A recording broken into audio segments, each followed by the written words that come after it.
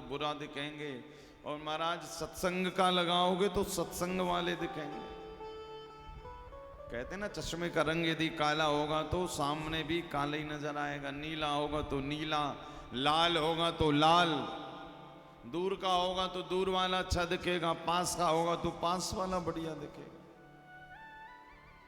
और यदि सत्संग वाला चश्मा पहने हो तो भैया भगवान हर प्राणी के अंदर फिर आपको परमात्मा का दर्शन होगा।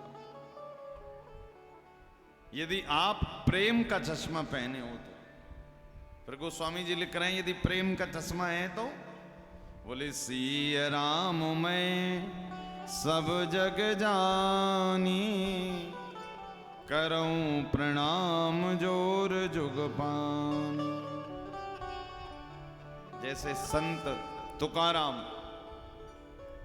भोजन बना रहे थे, भोजन बनाने के बाद भोग लगाया ठाकुर जी को, और जब ठाकुर जी को भोग लगाया सो महाराज एक कुत्ता आया और रोटी उठाकर भाग गया।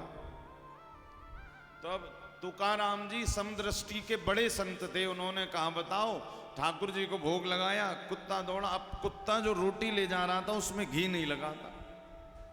तो संत तुकाराम दौड़े, अरे कन्हैया, अरे ठाकुर जी ने रुको रुको, वहां घी वहां रोटी में घी ना आए लगो, ने घी और लगाए लो। जैसे ही भाव बनाया तो कुत्ते के अंदर से ठाकुर जी प्रकट हो गए। कहने का अभिप्राय कि भैया प्रेम का चश्मा, सत्संग का चश्मा जिस दिन हमने लगा लिया तो आपको जीव मात्र में, कण कण में, फिर केवल मंदिर में शंकर जी नहीं, कण कण में शिव जी का दर्शन हो जाएगा यदि हमारा चश्मा सत्संग का है। इसी कारण शास्त्र कह रहे हैं कि भगवान को यदि पाने का एकमात्र साधन है तो वो ठाकुर जी का अनंत प्रेम है। कैसे भजना है? बोले महाराज बस प्रेम से भजना है। और शिव पुराण में तो शिव भक्तों के लिए 2-3 सूत्र दिए गए कि यदि हम शंकर जी को प्रसन्न करना चाहते हैं या हम शिवालय जाते हैं, शिव पूजन करते हैं, तो ये 2-3 सूत्र तो जीवन में हमेशा याद रखने चाहिए कि शिव भक्त को गलती से भी यदि आपको कोई भला बुरा कह रहा है, किंतु आप सामने से उसका पलटवार मत करिए। एक संत सुना रहे थे, अभी होली गई है तो भैया होली में यदि कोई आप पे फूल फेंक रहा है या आपने किसी पे फूल फेंका तो सामने वाला भी आप पे क्या फूल ही फेंकेगा। आपने किसी पे गुलाल डाली तो वो भी गुलाल ही डालेगा, रंग डाला काला पीला हरा नीला वो भी रंग ही डालेगा। और कोई महाराज बुराई कर रहा है और आपने भी करी तो वहां सामने से भी वही पलट के आएगी। इसी कारण बोले कोई कुछ भी कह रहा है, शास्त्र कह रहे हैं धीरे धीरे कहते कहते आपकी अच्छाई जब उसके पास जाएगी तो पलटकर उसकी अच्छाई भी आपके पास आना शुरू हो जाएगी।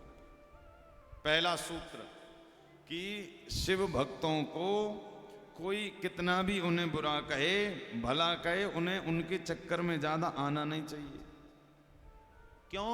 बोल रहा है, उसकी अज्ञानता है, उसकी अभिमानता है, उसकी अहमता है, एक दिन छोड़ देगा। पहला सूत्र। दूसरा सूत्र बोले शिव भक्तों को, भगवान के भक्तों को हर समय किसी ना किसी की मदद में लगे रहना चाहिए। जैसे ये कथा भी जो हो रही है शिव पुराण की, तो इसका उद्देश्य आज हम लोग कुछ रोगियों के आश्रम गए थे, मैं भी गया था सुबह, और जाकर के सुंदर दवाई की सेवा, भोजन अभी चल ही रही होगी शायद, सुंदर दवाई। और आज पवित्रतम वैशाख माह का प्रारंभ हुआ है, तो कहते हैं भैया गर्मी जैसे जैसे बढ़ती जाए तो आप भी अपने आसपास जहां यथासंभव हो पानी की व्यवस्थाएं लोगों की करवाते रहिए। जल की व्यवस्था, जल का दान, जहां पर लगे लोगों को जल पिलाना है, पानी पिलाना है। अपने छतों के ऊपर सुंदर सुंदर मिट्टी के सकोरों में पानी भरकर रख दीजिए, कोई पक्षी आएगा जल पिएगा। आज हमारे जो जहाँ हम लोग सेवा करने जाते हैं कुछ रोगियों के, वहाँ पर भी आज हमारे संस्थान की तरफ से सुंदर बोरवेल्स का आज से काम प्रारंभ हुआ है और लगभग 8 से 10 दिनों में सुंदर बोर की सुविधा हो जाएगी और बढ़िया उन रोगी भाई बहनों को जो चलने फिरने में, उठने बैठने में, हर चीज में असमर्थ हैं, तब उनके जहाँ पर रहते हैं वहीं उनको पानी की व्यवस्था भी बहुत दूर चलकर जाना पड़ता था बेचारों को। तो शिव पुराण की कथा कह रही है कि यदि आप शिव भक्त हैं तो आपके द्वारा हर समय किसी ना किसी की मदद होती रहनी चाहिए। कोई कुछ भी हो, कुछ नहीं आ रहा है, आप यदि बल से बलशाली हो तो किसी का बैग ही उठाकर रख दो।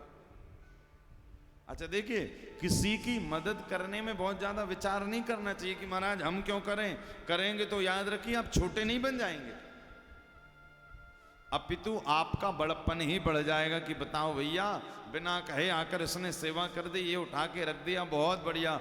वो मुख से तो भले आशीर्वाद ना दे किंतु उसका रोम रोम आपको आशीर्वाद जरूर देगा। और यदि व्यक्ति के रोम रोम ने आपको आशीर्वाद दे दिया तो समझो साक्षात राम का आशीर्वाद आपको मिल गया। तो दूसरा सूत्र क्या है? बोले जो भगवान शिव के उपासक हैं, शिव पूजन में लगे रहते हैं, उनके द्वारा किसी ना किसी की सेवा होती रहनी चाहिए। संत एकनाथ हुए एक बार गंगोत्री